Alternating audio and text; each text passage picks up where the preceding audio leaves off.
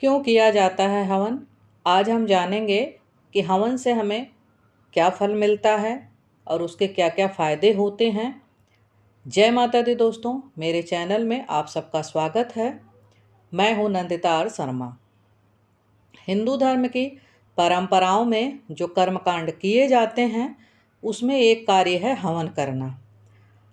हवन करने को बहुत ऊर्जावान मानते हैं और बहुत महत्वपूर्ण भी। आज हम चर्चा करेंगे कि हवन के पीछे का तर्क क्या है और विज्ञान क्या है। सबसे पहले हम जानेंगे कि हवन क्यों किया जाता है।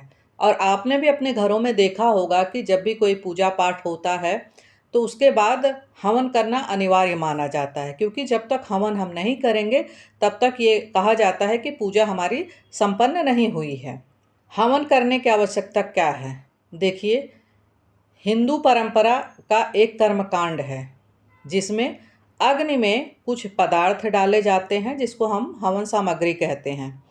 माना जाता है कि हवन की अग्नि में जो पदार्थ हम डालते हैं वो सीधा देवी देवताओं तक पहुंचकर उन्हें तृप्त करते हैं। ऐसी मान्यता है प्राचीन काल से। पूजा या अनुष्ठान की संपूर्णता के लिए हवन करना आवश्यक कहा गया है। घर की शुद्धिकरण के लिए, किसी भी तरह के बाधा के निवारण के लिए और सभी मनोकामना के पूरा करने के लिए भी हम अक्सर अपने घर में हवन करते हैं। घर में अगर नकारात्मकता आ गई है, निगेटिव ऊर्जा बहुत ज़्यादा हो गई है, तो पूजा के बाद हवन करना आवश्यक होता है। अलग अलग मनोकामनाओं के लिए अलग अलग लकड़ियों पर हवन किया जाता है। वैसे सामान्यतः जो हवन हम करते हैं वह आम की लकड़ी पर करते हैं। अगर ग्रह शांति की बात की जाए या विशेष तरह के अनुष्ठान की बात की जाए तो उसके लिए अलग अलग लकड़ी का प्रयोग होता है।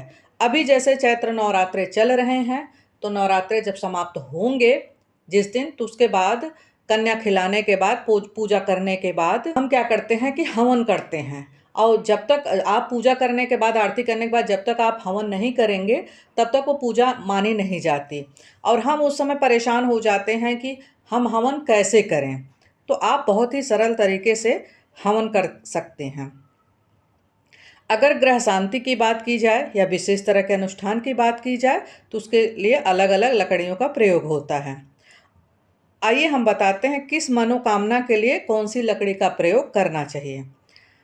अगर आपके घर में बीमारियां आ गई हैं और कई लोगों को घर में रोग हो गया है और उस रोग को दूर करना चाहते हैं तो मदार की लकड़ी से हवन करिए। और अगर आपको धन प्राप्ति के लिए हवन करना है तो पलाश की लकड़ी से हवन करें। और अगर संतान की प्राप्ति नहीं हो रही है तो पीपल की लकड़ी से हवन करें। अगर आप पापों का प्रायश्चित करना चाहते हैं तो शमी की लकड़ी पर आप हवन करें। शनि खराब चल रहे हैं, जीने मरने का प्रश्न खड़ा हो गया हो तो शमी के लकड़ी से हवन करें। आम की लकड़ी पर हवन करके संपूर्ण मनोकामनाओं की पूर्ति होती है। अगर आप हवन करने जा रहे हैं तो कोई लकड़ी नहीं मिल रही है तो आम की लकड़ी पर भी आप हवन कर सकते हैं। हवन सामग्री कैसी होनी चाहिए? सुगंधित पदार्थों को मिलाकर, विशेष वस्तुओं को मिलाकर हवन सामग्री बनती है। आप बाजार से लाकर हवन कर सकते हैं।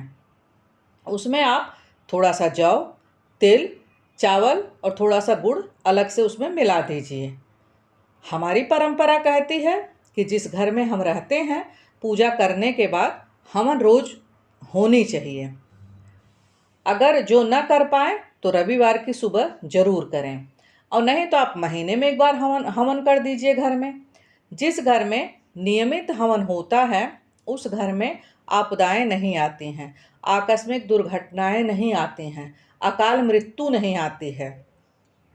एक साधारण आदमी अपने घर में हवन करना चाहे तो कैसे करें, तो अब मैं आपको बताने जा रही हूँ कि एक हवन कुंड ले लीजिए। अगर आपके पास हवन कुंड नहीं है तो आप कोई भी पात्र ले लीजिए, कोई भी चीज़ ले लीजिए जिसमें आप आसानी से हवन कर सकते हैं। वो चाहे लोहे का हो, चाहे मिट्टी का हो, चाहे किसी का भी हो, उसमें लकड़ी रखकर कपूर से जलाया। सामान्य हवन के लिए आम की लकड़ी का प्रयोग करें तो ज़्यादा अच्छा है। और जब लकड़ी जलने लगे तो आप 5 बार घी डालिए और यह मंत्र बोलिए, अगर बोल सकते हैं तो, और नहीं तो आप ऐसे ही 5 बार उस पर घी डाल दीजिए। और थोड़ा सा अपने हाथ में आप जल ले लीजिए, गंगा जल ले लीजिए, अपने ऊपर छिड़क दीजिए और उस स्थान को छिड़क दीजिए। जिस पात्र में आप हवन कर रहे हैं वहाँ छिड़क दीजिए, जिससे वो जगह पवित्र हो जाएगी। उसके बाद आप गणेश जी का आवाहन करें और घी से 5 बार आहुति आपको देना है। और क्या बोलना है? ओम प्रजापते स्वाहा, ओम इंद्राय स्वाहा, ओम अग्ने स्वाहा, ओम सोमाय स्वाहा, ओम भू स्वाहा, ओम स्व स्वाहा। इन मंत्रों से घी की आहुति देनी है। उसके बाद अगर आप गायत्री मंत्र से हवन करें तो बहुत अच्छा होगा। ये इतना शक्तिशाली होता है कि उसके बराबर कोई हवन सामान्यतः नहीं होता है। किसी भी ग्रह के लिए अगर हम हवन करते हैं तो जैसे ओम शम शनिश्चराय नमः स्वाहा कहते हुए हवन सामग्री को अग्नि में डाल देते हैं। अभी नवरात्रे चल रहे हैं, अगर माता के लिए हम हवन करते हैं तो 5 बार वो आहुति दे दीजिए। आहुति देने के बाद आप ओम ऐं ह्रीं क्लीं चामुंडाय स्वाहा करते हुए हवन सामग्री आप अग्नि में डाल दीजिए। आप इसके अलावा आपको अगर कोई मंत्र नहीं आता है तो इसी मंत्र को आप जो है 108 बार जपते हुए उसमें डाल दीजिए। हवन कुंड में डालते हुए आप हवन बड़े आसानी से कर सकते हैं। इसीलिए हवन प्रभावशाली माना जाता है। हर पूजा के बाद अगर आप हवन करते हैं तो आपके पूजा का पूरा फल मिलता है। इसलिए आप कोशिश करें कि घर में पूजा करने के बाद हवन जरूर करें। दोस्तों, अगर आप सबको मेरा वीडियो पसंद आया हो तो लाइक शेयर सब्सक्राइब जरूर करें। और अगर आप लोग कुछ पूछना चाहते हैं तो कमेंट बॉक्स में ज़रूर लिखें। जय माता दी।